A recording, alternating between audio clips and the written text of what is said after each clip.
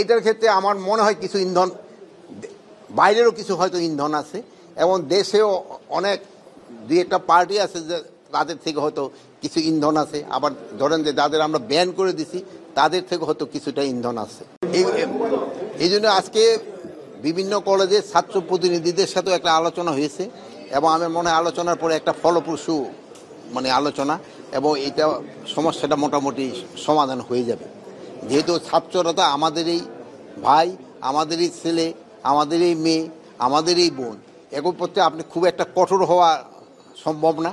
তাদের আপনি বুঝাতে হবে এবং তারা বুদ্ধিমান এবং এরা বুঝতে পারছে যে এবং তারা নিজেদের ভিতরে সমস্যাটা সমাধান করে ফেলবে। স্যার, এটা কি কোনো পরিকল্পিত বা কোনো এর পিছনে কোনো পরিকল্পনা ইন্ধন আছে কিনা আপনি মনে করছেন কিনা স্যার? আমি অবশ্য সবকিছুর ভিতরে ইন্ধন আমি বলতে চাচ্ছি না, এটার ভিতরে কোনো ইন্ধন আছে কিনা এটা আপনারা বের করতে পারেন বেশি, যেহেতু আপনারা তো সাংবাদিকতা করেন, আপনার অনুসন্ধানী সাংবাদিকরা যদি ইন্ধন বের করে দিতে পারেন তা আমরা এটা এগেনস্ট অ্যাকশন নেব, বাট আমি আপাতত কোনো ইন্ধন আমি দেখতেছি না। সেক্ষেত্রে স্যার ইসকনের নেতাকে গ্রেপ্তার কেন্দ্র করে চট্টগ্রাম, ঢাকায় বিভিন্ন জায়গায় বিভিন্ন বিশৃঙ্খল পরিবেশ বা সংঘর্ষ পরিবেশ সৃষ্টি হচ্ছে, সেটা দমনে আপনার কি পরিকল্পনা আছে? এটার ক্ষেত্রে আমার মনে হয় কিছু ইন্ধন, বাইরেরও কিছু হয়তো ইন্ধন আছে এবং দেশেও অনেক দুই একটা পার্টি আছে যে তাদের থেকে হয়তো কিছু ইন্ধন আছে, আবার ধরেন যে যাদের আমরা ব্যান করে দিছি তাদের থেকে হয়তো কিছুটা ইন্ধন আছে। যেহেতু সমসাময়িক নানান প্রসঙ্গ উঠে আসছে, এই ক্ষেত্রে সামাজিক নিরাপত্তা কিংবা সামাজিক স্থিতিশীলতা রক্ষায় আপনাদের যে অন্তর্বর্তীকালীন সরকার আছে সেখান থেকে স্পেসিফিক আপনারা আসলে কোন বিষয়টাতে নজর দিচ্ছেন এবং কিভাবে প্ল্যানিংটা করছেন? আমরা তো ধরেন যে সব বিষয়ের দিকে আমরা নজর দিচ্ছি, বাট আমার মন্ত্রণালয় স্বরাষ্ট্র এবং কৃষি, তা আমি এই দুইটার ভিতরে সবচেয়ে বেশি নজর দিচ্ছি, আর যার মন্ত্রণালয়গুলির ভিতরে তারা নজর দিচ্ছে। সেটা কি মনে হয় না স্বরাষ্ট্র মন্ত্রণালয় এই যে আইন শৃঙ্খলার পরিস্থিতি আরেকটু উদ্যোগী হওয়ার দরকার বা আপনাদের আপনি যদি আপনার 6, 7 এবং 8ই আগস্টের পরের ঘটনার থেকে এখন কি উন্নতি হয় নাই? এখন হলো কি আমার হাতে তো ওরকম কোনো কিছু নাই যে আমি বলবো হয়ে যাবে, বাট আস্তে আস্তে তো কিছুটা উন্নতি হয়েছে। হ্যাঁ, আমি বলবো আরো উন্নতি হওয়ার অবকাশ আছে এবং আরো উন্নতি হবে। আমি সবাই সাহায্য সহযোগিতা, আপনাদের সাহায্য সহযোগিতায় এটা আরো উন্নতি হবে।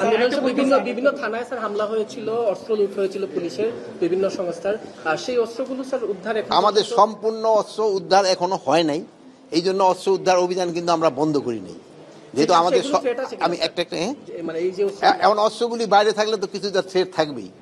কমিউনিটি পুলিশ কি কার্যক্রম নিয়ে কোনো চিন্তাভাবনা আছে কিনা? হ্যাঁ, কমিউনিটি পুলিশ তো ঢাকায় আমরা তো অলরেডি বলছি যে আমরা অনেক ছাত্র ভলান্টিয়ার যারা করতেছে এবং আমাদের যে পুলিশ বাহিনী থেকে যারা ট্রাফিকে কাজ করছে, রিটায়ারমেন্টে গেছে, তারা সেনাবাহিনী থেকে যারা গেছে রিটায়ারমেন্টে ট্রাফিকে কাজ করতে পারেন, অন্যান্য বাহিনীও যারা রিটায়ারমেন্টে গেছে তাদের দিয়ে একটা আমরা কমিউনিটি পুলিশ করার চিন্তা ভাবনা হয়েছে।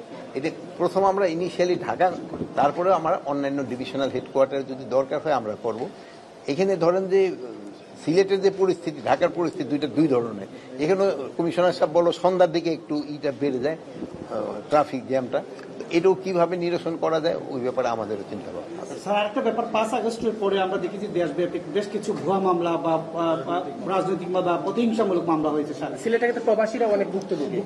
এটা যে আপনি বলছেন 100% সত্য কথা বলছেন। এখানে অনেক ভুয়া মামলা হয়েছে। এই ভুয়া মামলার জন্য যেন এই ভুয়া মামলায় হয়ে যেন কেউ নিরপরাধ যেন কোনো রকম হয়রানি না হয়, এই ব্যবস্থা আমরা নিচ্ছি। এই জন্য আমরা গত আইন শৃঙ্খলা কমিটির একটা আলোচনা হয়েছে, আমাদের ডিসি সাহেব, এসপি সাহেব এবং এই লিগ্যাল এইড একজন অফিসার এরকম মিললে আমরা একটা কমিটি করে দিব। তারা এটা দেখবে কোনটা মামলাটা তাদের কাছে গ্রহণযোগ্য এবং কোনটা গ্রহণযোগ্য না, এবং কোন জায়গায় তারা ভুয়া লোকগুলি দিচ্ছে।